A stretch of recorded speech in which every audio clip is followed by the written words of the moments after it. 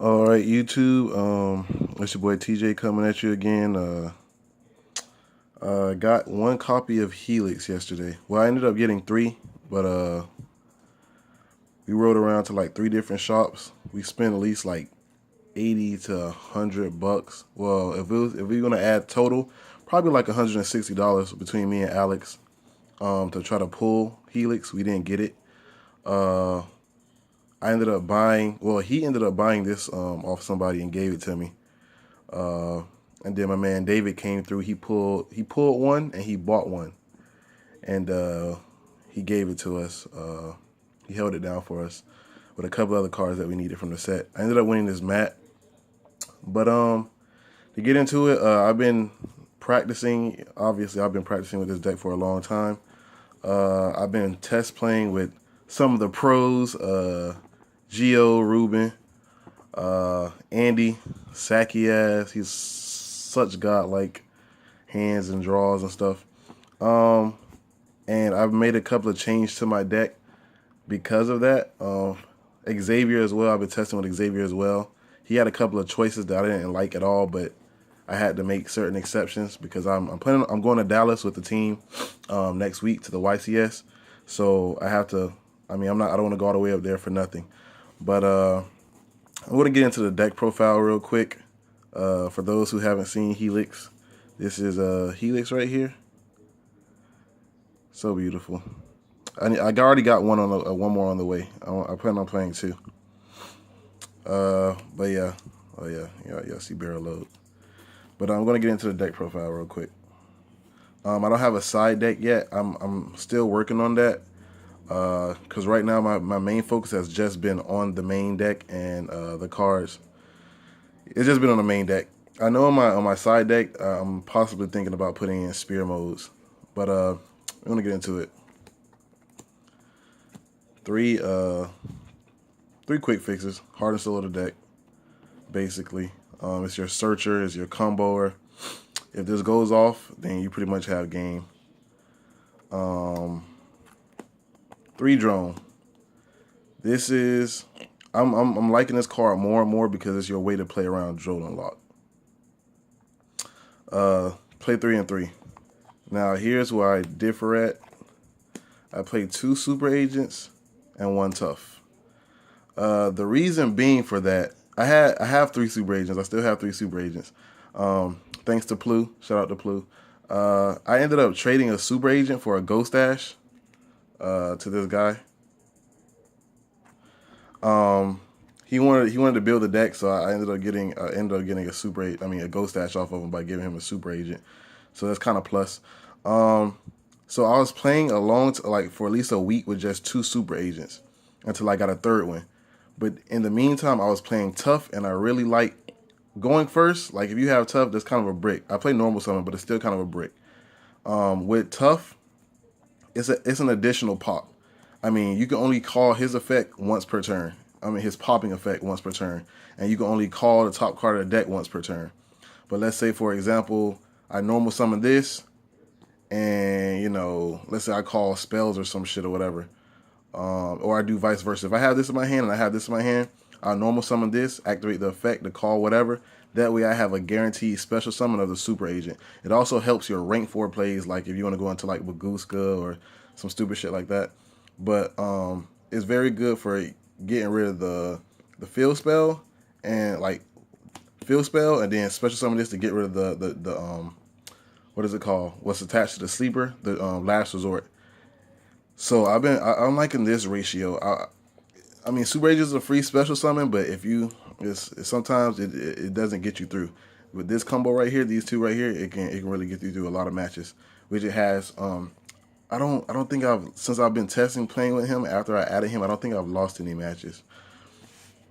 I play 1 sleeper, 1 master plan, and 1 last resort. I was playing 2 sleepers because I was trying to find a way to get around like the drone and lock. Anybody that I was test playing against that had drone and lock, like they would just completely shut me down. And I'm usually not used to stuff like that. I'm usually just going and setting up a crazy ass board. But drone and lock fucks this deck like so bad. So every time I've been test playing by myself, or if I'm playing somebody, I play like my opponent has Jolin Lock, and 9 times out of 10, I took out the spell and traps for the Spyral missions with her, because that if I get Jolin Lock, that's not what I want to get off her. I want to get the spell and the monster. And I was playing two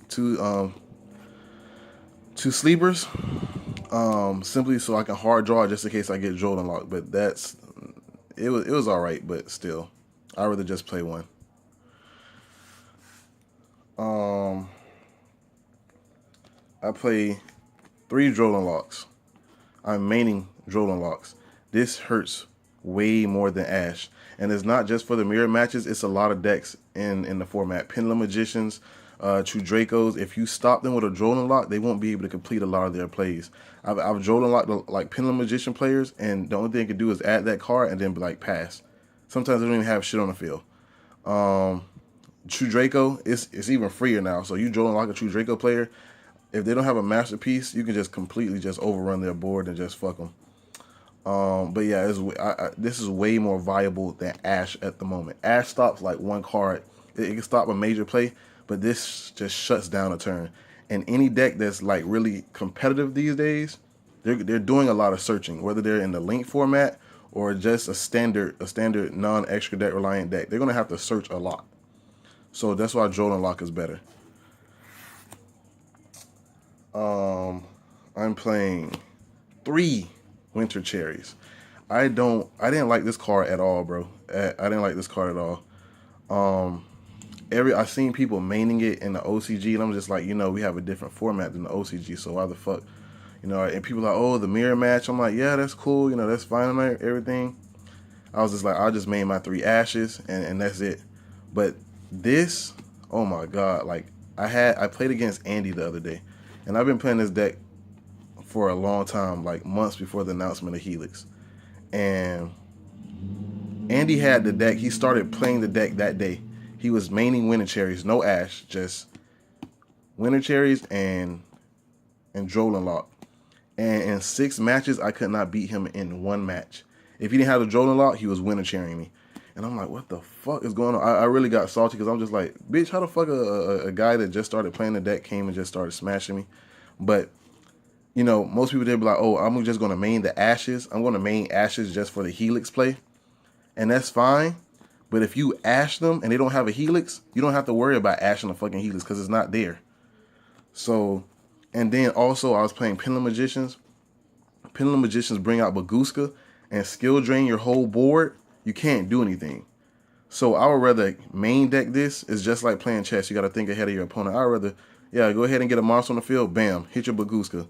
Bam, hit your Helix. The other day, I think it was yesterday, I was playing the mirror match, and this guy was about to go into Ancient Fairy Dragon. I was just like, okay, cool. Ancient Fairy Dragon, now you're stuck in your plane. You don't have anything.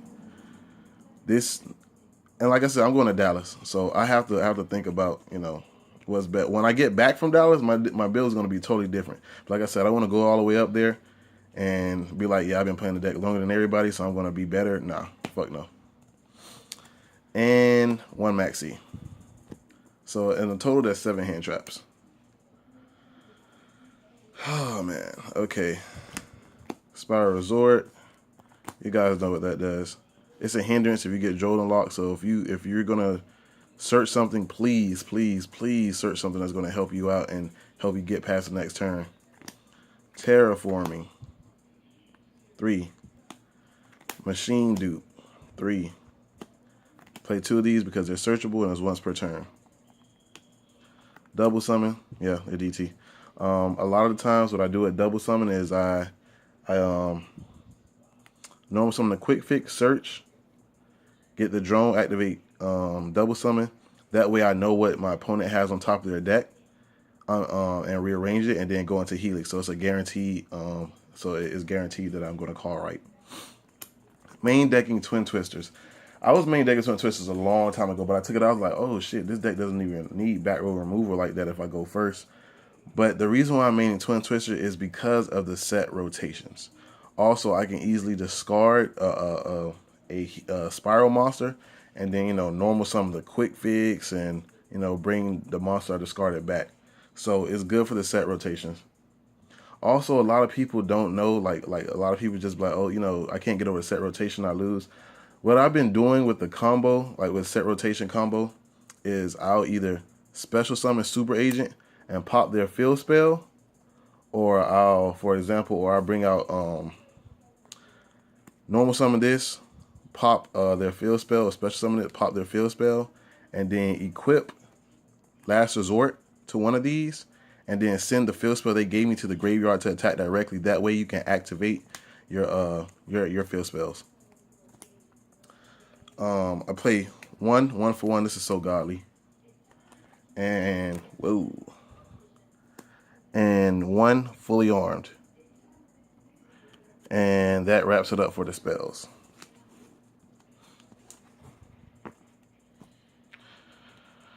These I don't know too much about. I'm definitely going to be maining this.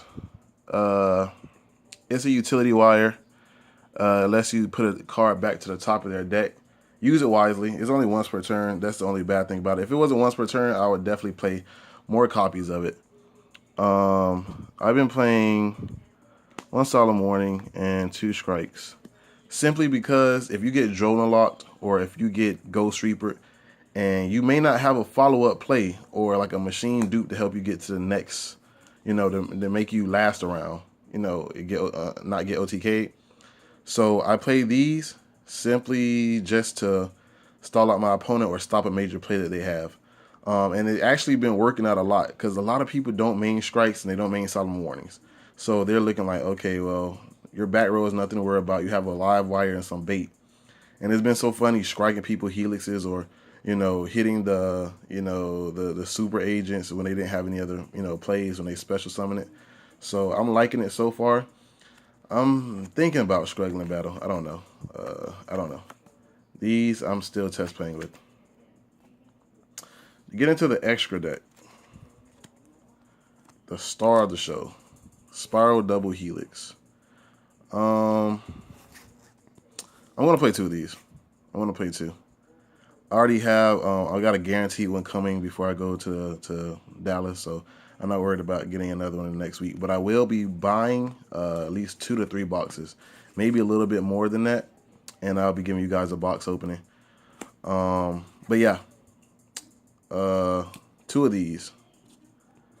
Yeah, 2 helixes is very good. You special summon from the deck or the graveyard, or you add it to your hand.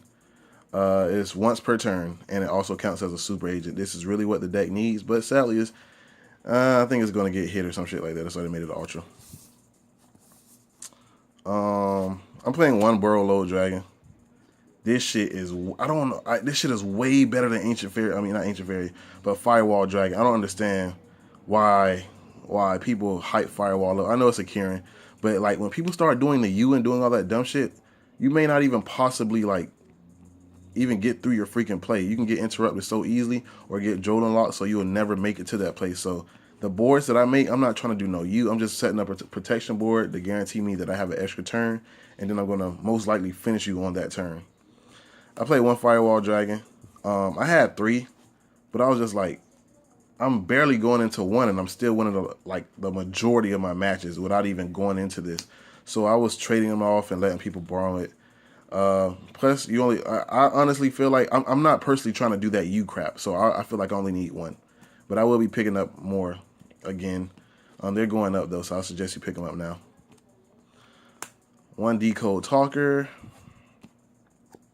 Mrs. Radiant is a good combo. It gives your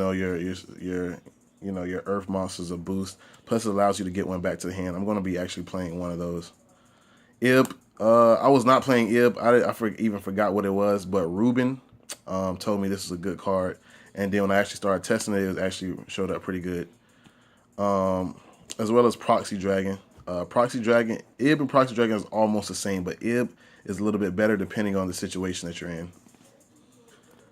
Tapir Baguska. I actually picked this up for $5 yesterday.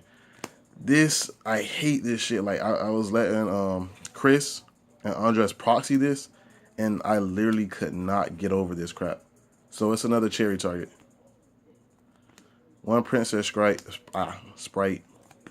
1 Lyraloose Assembled Nightingale. The new one that just came out, I have it, and I was test playing with it. I like it. I like the one DD Crow, search that crap, extend your combos. But when I started playing against, you know, Ruben and playing against Andy, I could not get that combo off because I was always getting Drolan locked and always getting Cherry. So I could not even go into that as much as I want. So with this is just literally like an F-Zero, can't be destroyed by battle or card effects, and it can attack directly. So it's a stall card. One Ghost Trick Dolahan. One number 39 Utopia Roots. I am not playing the rank up version. It's just a good stall card. I go first, so I make a protective board. I stop you from attacking. Like a lot of the time, I'll show you guys my finishing board. One F-Zero. I actually ended up taking a guy's sleeper with this and FTKing him. One Ancient Fairy Dragon just for the cherries target. With this, like, I'm not gonna prolong the video any longer. I haven't made a extra deck, a side deck yet, but a lot of the times I'm gonna show you guys my finishing board. It'd be a Helix with either a Ib or a Proxy Dragon.